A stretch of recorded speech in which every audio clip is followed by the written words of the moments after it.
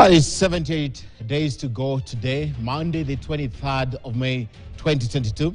It is indeed true that this election could have the highest number of representatives elected across all the positions available for new office holders. A conservative estimate of about 20% of the total number of those who will ascend to office. Already 40 out of the 55 aspirants for president are independent. In the race for governor, out of 244, 77 are independent aspirants. Now the numbers increases as the position go down the pyramid, but the story of the independents is a long one. To begin with, not all aspirants wanted inherently to run without a party. That's a very small fraction. Most are as a result of fallouts with their parties. So tonight we look at the rise of the independent candidates and how this is likely to affect the dynamics in Parliament and of course in the County Assembly. I will speak tonight to Mudhiora Kariara, an independent aspirant for the position of president, who was also running mate back in 2017 for president, Priscilla Nyokabi, a party aspirant, and we're also joined by Arnold Maliba, a spokesperson for one of the major players in this election, that is DAPK. Look out for our news headlines in about 20 minutes. And of course, the story is making headlines at the top of the hour. This is Kivumbi 2022, the second hour, and of course, the third hour. And of course, my colleague Eric Latif is on the other side. My name is Ken Mijungu. I'll be back at 9. Eric. Well, thank you very much, Ken, and good evening. Welcome to Kivumbi 2022. My name is Eric Latif. Tonight, as Ken has said, we are looking at the rise and rise of the independents. What does this mean to a political party democracy? Like Ken has said, very many of the candidates who are going for as independents in this election actually fell out with their political parties at the nomination stage. There are others, however, who decided that we're going to vie for the elections as independents from the get-go. What does this mean? The Constitution allows this to happen, but then how is Parliament, the National Assembly, the Senate likely to look like with independent elected legislators in the houses? Joining me this evening is Frank Mukwanja. He is the Executive Director of the Center for Multi-Party Democracy. We'll shortly be joined by Patrick Wainaina Jango, who is the Thika Town MP. He had contested for the gubernatorial race in Kiambu County, but then he lost in the UDA primaries to Senator Wamatangi. Now, for that reason, he then decamped and said this was not free, it was unfair. He had very many issues that he was raising with the nomination process, so he decided to opt and go independent to run for the same seat, Kiambu gubernatorial race. So he'll be joining us shortly. He's stuck in traffic, but he'll be here with us. Frank is in the studio, though, and we want to have that conversation. Frank, when we see the number of independents in the political party, in this election, and if we compare to 2013, the number of independents, 2017, the number of independents, and now 2022, there's a steady rise in the number of independents who are going to be seeking IEBC's clearance. What does that tell you when you sit at the helm of the political party's umbrella body? Thank you, Latif, for having me to discuss this very important topic. First, I want to declare that I will try to, as much as possible, to remain objective in my analysis, as much as I am a sympathizer of political parties. I think you have given us a good context that by way of Section 85A of the Constitution, the independent candidature is contemplated, and there is also the independent candidature that is contemplated under the Political Parties Act, which says that you can be a member of a political party, but 90 days to the election date, which was by 10th May, you can then opt out and be an independent candidate. Of these two independents, I think the one that Kenyans contemplated is the one for Section 85A of the Constitution. The others are pretenders to the throne. And this issue of whether the independent candidature will affect and how it will affect political parties and multi-partyism in this country attracts both a simple, basic answer and as well as a very complex one. Just start with the simple one. The simple one is that the out and out candidates are few and far apart. And therefore, when they win, we can only see whether they remain independent in terms of articulating issues and reflective of the interests of the electorate and the concerns of the country and the conscience of themselves as individual voters, as opposed to political party interests. The complex one is that the guys that have come in and contested on party primaries and then opted out can then interfere with both the interests of the party in the legislative assemblies, and even before that, they can be able to affect the campaigns. And being in a country where we have two seats, the presidential, particularly the presidential vote of 50+1, that means that presidential candidates are at a crossroad because their victory is dependent on how you mobilize more than your opponent. And the independent candidates, therefore, offer that variety to the, presidential candidates. So they are in a catch-22. They decampaign them. It affects them because they will also decampaign them with their supporters. That means there will be a lower voter turnout at the presidential level.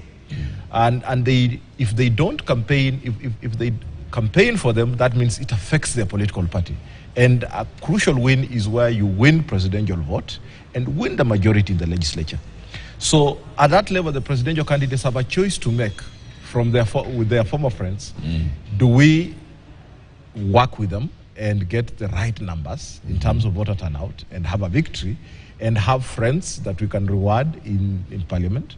Or do we ignore them and then, because they do not have a particular political positioning anyway, we can entice them with the parliamentary committees? And I'm afraid that the actual description of an independent candidate that is described in the Constitution, that is contemplated in a normal, functional, multi-party culture and standard and practice, is not what we're experiencing in this country. So it has been diluted. It's not been diluted. It is generally that these are politicians who have read the moment very well, and they are keen on the voters' needs. They are keen on the voters' interests. That there is a general disillusionment, disaffection with government, decline, of trust in political parties, in politics generally, decline in loyalty, and they want to push that line. But in terms of coming in with independent thoughts, that is where I defend the political parties. That's where you come in. But you see, that's what you call the complex explanation that you just gave, where you started from the presidential candidates and then the fallout in their parties and the sort of struggle that they have, whether to support those who have jumped ship or whether to ignore them altogether, brings us to the core of the issue. That in Kenya, political parties are the candidates.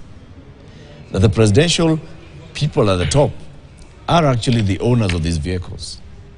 So when people are disaffected with the process that has been taken place in the nominations of this owner's party, then the owner of the party has an issue to deal with, which it completely bastardizes the whole concept of political parties and their independence in this country. We don't have political parties. What we have is people's vehicles. I think there's nothing wrong in a leader, because leadership is about influence. It's a process of influence. And if the leader can influence the way people vote and can vote for specific candidates out of their endorsement, well and good. What we're looking for is what separates Party A from Party B. Unfortunately, the problem of independent candidates are shared. It's common across political parties that they bungled the political party primaries, and some candidates were disaffected, and because the loophole for party hopping has been has really shrunk. That window for party hopping has really shrunk. And that means that the only option is to go independent. The scenario in this country is that elections are generally won at the political party primaries level because we're still largely ethno-political. And therefore, if you are on a UDA ticket, if you are contesting in a particular region in this country and you win the UDA ticket, you have one leg or 3/4 of your body in. If you are contesting in a particular region of this country and you get a Wiper, an ODM, a Ford Kenya ticket or the ANC ticket, you have a fraction of your body deep in. So there's a huge investment on the political parties. On the primaries themselves. There's a huge premium on the political primaries. There's a huge premium on the presidential vote because of the 50% plus one. And I don't think the independent candidates that just did a hip hop and jump are going to find it easy. I sympathize with the independent candidates that have been off the blocks independent because then they knew from the word go that I am going to be independent. They have hard time to articulate their clearer positions. They are running against the grain, and they know that from the very beginning. And the voters, I believe, understand them that way. They have also quietly told them that they sympathize with particular presidential candidates, and therefore their supporters should follow suit. But I don't sympathize with fellas who have been championing the interests of a particular party, and all of a sudden, they jump ship. But you see, I think that's where you should actually even be focusing on. Because the fact that we are seeing more and more people, so previously, before the Constitution and this election law came into place, we had party hopping. Primaries, people played out of their primaries, and then they hop into another party, smaller parties or different parties. Now it's hopping out and going independent. And we are seeing the number of those who are disaffected at the primaries going independent rising. Looking at 2013 into 2017, into this time, that tells you something about the processes of these political parties. That tells you something about the parties not being able to have a free, fair, transparent process that everybody who is a member feels that they want to subscribe to. That's an issue for political parties, isn't it? Yes, the political parties' primaries are not as good as we would want them to be. But they are also not shambolic. The parties operate with structures, they operate with systems, they operate with processes. If a candidate has been accorded a fair chance to contest in a party primary, and the party has made the announcements, and the candidate has had an opportunity to go through the internal dispute resolution mechanisms, and that has been upheld, and they have opted not to proceed to the political parties disputes tribunal to look at the issues that they have, and then they opt to go independent. That tells you that it's not about the issues that they believe in.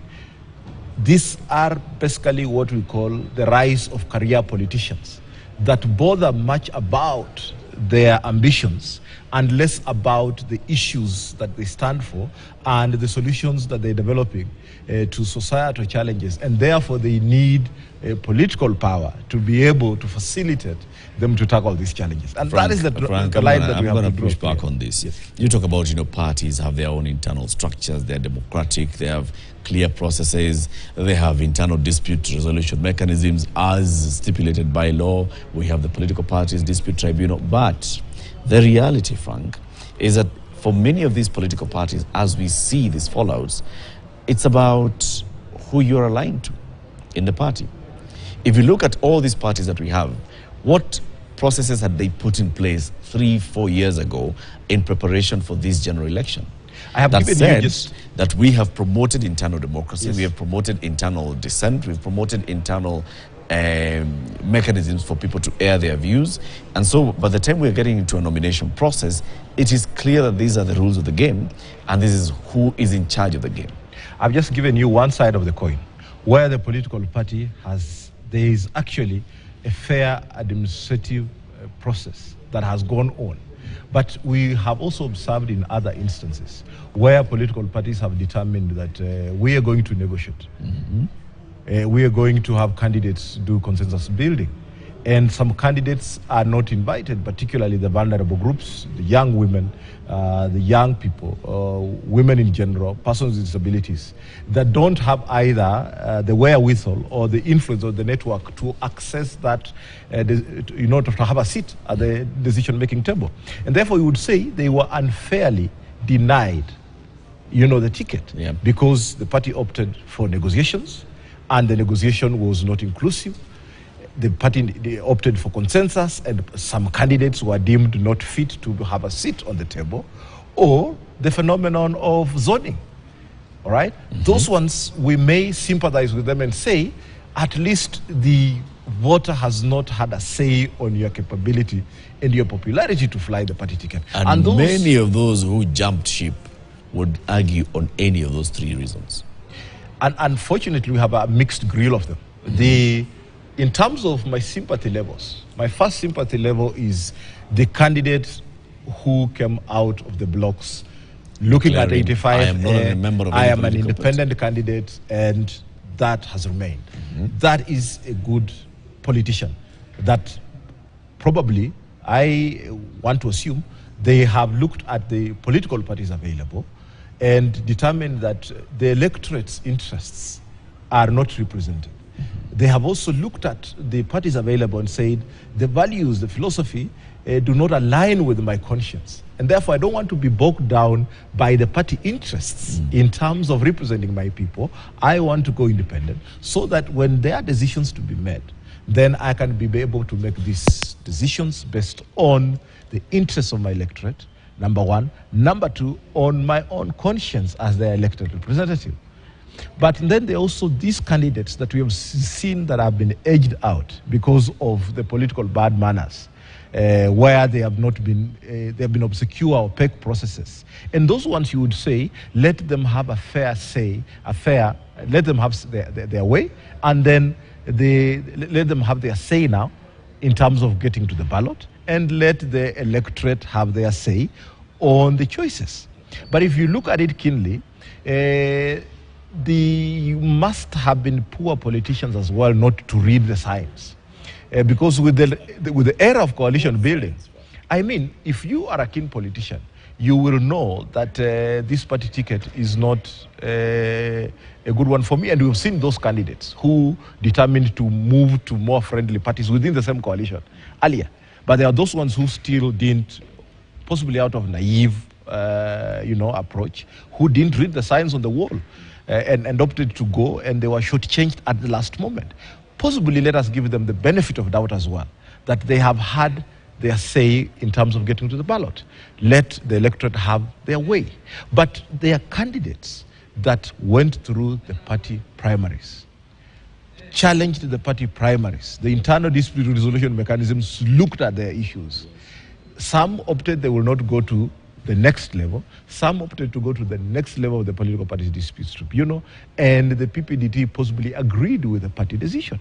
But still, they went for the independent ticket.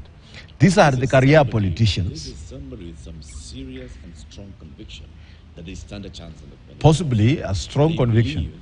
That throughout this process, because from the very beginning the process was flawed, or the system was rigged at the party level. However much I go through the process up to the political party dispute tribunal, I am in trouble, right? So this is where the problems come in, that we have issues. Does this not show you that we actually are then exposing political parties for what they really are? The antithesis, yes. And they don't really care for democracy. The antithesis to this, Latif, is look at the independent candidates of 2013 and 2017. Didn't they sell us the same narrative that I had these problems and therefore I'm presenting myself and the electorates listened? When they go to parliament, how long did they remain independent? Soon after they became independent, who was in the background of their, of their campaign materials? That tells you there is very little independence in some of these so-called independent candidates, other than what the Constitution and the law provides for them to have a field day. And actually, I can tell you without a fear of contradiction, that these are career politicians that bother more about their ambitions of being an elected leader in perpetuity than what agenda that they have for the, developing solutions to the challenges of society. And one of them will be joining us. Let's take a break at this point. We have Frank Mukwanje with us in the studio. Frank is the Executive Director of the Center for Multi-Party Democracy, Kenya. We are talking about the rise of independence in this election. What does it signify? Does it signify that political parties are failing and dying? Or does it show that we have more and more people who still have the same bad manners of our politics? You feel disgruntled here, you complain, you go back to the ground. Let's take a break. We'll be back shortly.